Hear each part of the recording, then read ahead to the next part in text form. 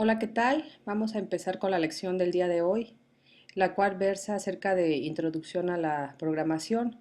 Estaremos hablando básicamente acerca de la realización de los algoritmos lógicos y de la forma de empezar a introducirnos para poder obtener un pensamiento lógico y así empezar a conocer de qué trata el mundo de la programación.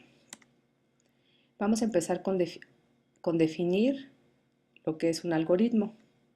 Vamos a entender que un algoritmo es un conjunto finito de pasos, instrucciones o acciones que tenemos que seguir para poder resolver un problema. Por ejemplo, ¿cuáles son los pasos que tendríamos que seguir para la realización de una receta, como sería un pastel de cumpleaños? Vamos a verificar que hay ciertas características para poder seguir estos pasos, las cuales tienen que ser finitas, tienen que estar bien definidas, pueden tener una o varias entradas, una o varias salidas y deben de obtener un resultado efectivo. Si seguimos con el mismo ejemplo del pastel, podría ser que no esté crudo y mucho menos quemado. Para poder entender con mayor claridad este concepto, vamos a pensar en un proceso que realizamos de forma cotidiana y diaria, que sería el darnos una ducha. ¿Cuáles serían los pasos a seguir que tendríamos que hacer para poder realizar este proceso de bañarnos? Como primer paso, yo pondría, por ejemplo, en mi caso, quitarme la ropa, después buscar unas sandalias, tener a la mano una toalla, posteriormente entrar al baño, abrir la llave, esperar algunos momentos a que salga el agua caliente, meterte al baño, empezarte a lavar la cabeza, el cuerpo, detrás de las orejas, enjuagarte, posteriormente tomar la toalla y secarte y así terminaría este proceso del baño.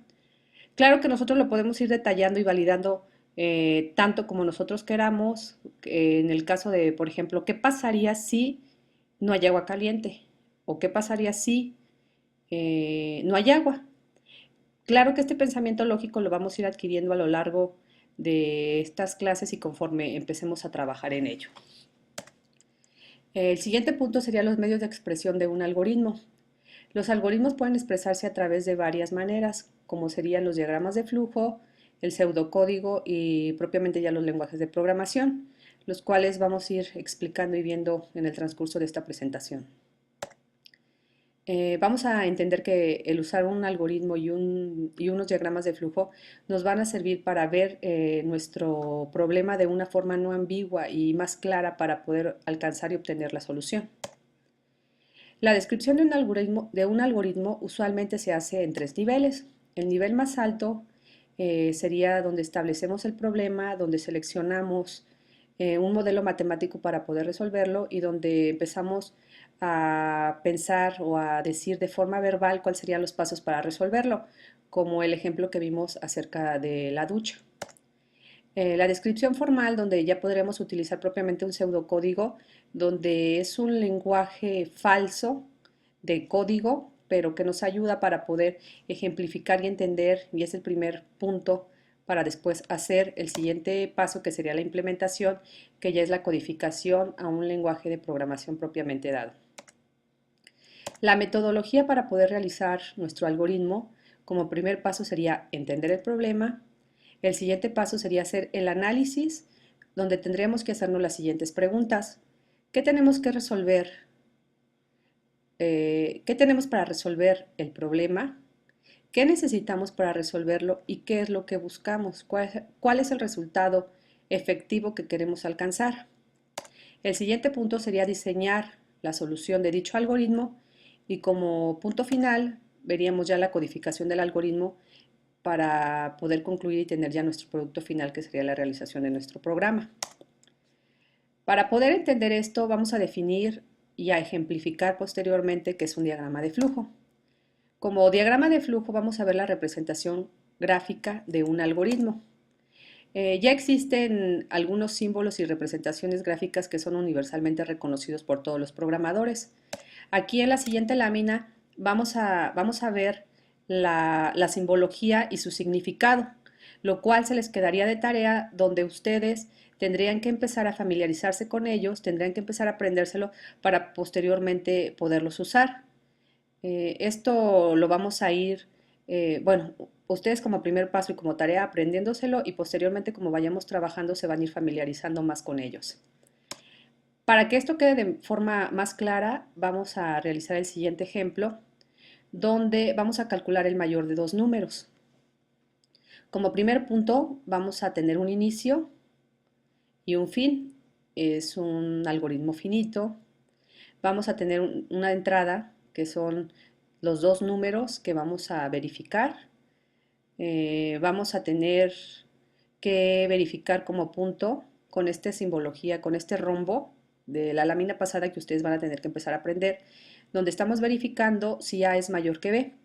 Si A es mayor que B, entonces el número mayor es A y damos fin a nuestro proceso a través de representado de nuestro diagrama de flujo. Si no es así, entonces B es el número mayor y igualmente termina nuestro proceso. Esta es la ejemplificación de un diagrama de flujo a través de un algoritmo para calcular el mayor de dos números. Es algo sencillo, pero que nos puede empezar a ayudar a entender la lógica de programación que debemos de adquirir. El siguiente punto sería trabajar con un pseudocódigo, que es un medio informal para expresar la lógica de nuestro programa.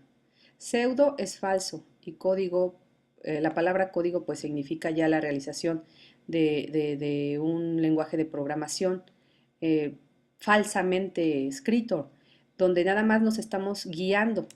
Por eso esa es la forma en que nos ayuda un pseudocódigo, que es un bosquejo para guiarnos para posteriormente poder construir nuestro código ya de una forma formal. Para poder ejemplificar esto, vamos a seguir el mismo ejemplo antes dado de calcular dos números.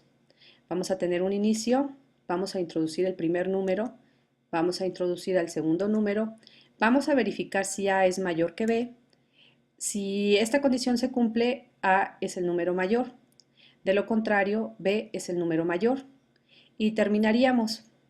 Este programa, si lo analizamos, no está del todo bien, no nos da un resultado 100% efectivo, ya que este pseudocódigo funciona si estamos introduciendo un número mayor y un número menor. Pero, ¿qué pasa si el usuario introduce dos números iguales? Aquí no estamos haciendo las validaciones pertinentes para poder verificar ese proceso o esa condición. ¿Sí? Entonces, este programa está relativamente bien, pero posteriormente nosotros iremos aprendiendo esa lógica de programación, desarrollándola para poder tener en cuenta todas estas consideraciones de las que les estoy hablando. El siguiente punto sería ya la programación del algoritmo, donde vamos a codificar dicho algoritmo en un lenguaje de programación propiamente dado. Actualmente existen muchos lenguajes de programación, ¿no? Como para realizar videojuegos, los programas que vemos en internet, etcétera. La ejecución de nuestro programa y como punto final ya la comprobación del resultado de nuestro programa. Si volvemos al ejemplo anterior del pseudocódigo, donde no estamos validando si el usuario está dando dos números iguales, entonces a la hora de ir realizando esta codificación, esta ejecución y esta comprobación de resultados, nos daríamos cuenta de que tenemos esa falla y hay que hacer una depuración o poner más condiciones que validen nuestro pseudocódigo. Entonces estaríamos trabajando cíclicamente hasta poder obtener los resultados óptimos, que sería volver a codificar nuestro algoritmo en un lenguaje de programación, volver a ejecutar nuestro programa y volver a comprobar nuestros resultados hasta poder obtener el producto final con los resultados 100% efectivos que queremos alcanzar. Y como punto final y para concluir este tema, nada más comentarles que ustedes para poder aprender a andar en bici tuvieron que andar en bici, se tuvieron que subir a la bicicleta y tuvieron que pedalear. De la misma manera, para poder aprender a programar y para poder obtener este pensamiento lógico, hay que hacer lo mismo, programando. Entonces, el paso y las instrucciones son sencillas. Ahora hagámosla. Con esto concluimos y sería todo de mi parte. Gracias.